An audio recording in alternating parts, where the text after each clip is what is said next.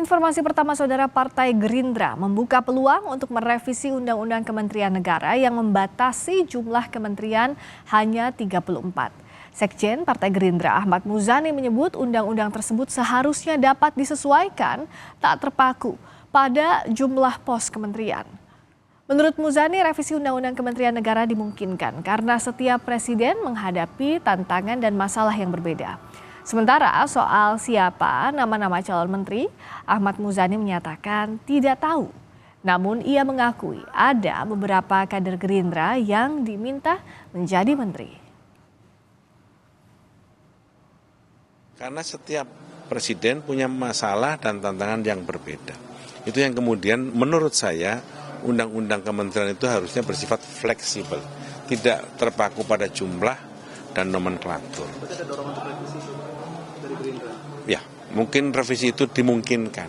Memang semakin dekat dengan Oktober, saya kira pembicaraan itu ada. Tetapi saya tidak tahu terus terang karena itu hak dan domain presiden terpilih. Tapi kalau dari Gerindra sendiri Pak, potensi nama yang paling sudah ada nggak?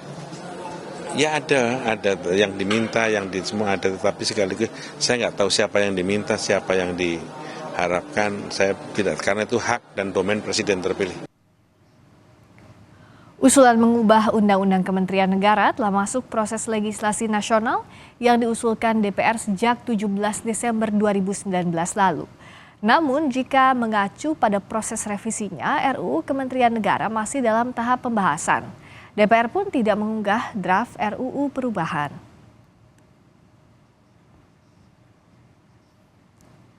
Sejak era reformasi, setiap presiden memiliki jumlah menteri berbeda-beda.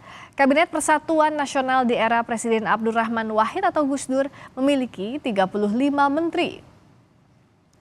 Di era Presiden Megawati Soekarno Putri, Kabinet Gotong Royong memiliki 30 menteri. Jumlah 30 menteri ini menjadikan Kabinet Megawati paling ramping. Lalu Kabinet Indonesia Bersatu di bawah Presiden Susilo Bambang Yudhoyono memiliki 34 menteri. Undang-Undang Kementerian Negara mulai berlaku di era Presiden SBY.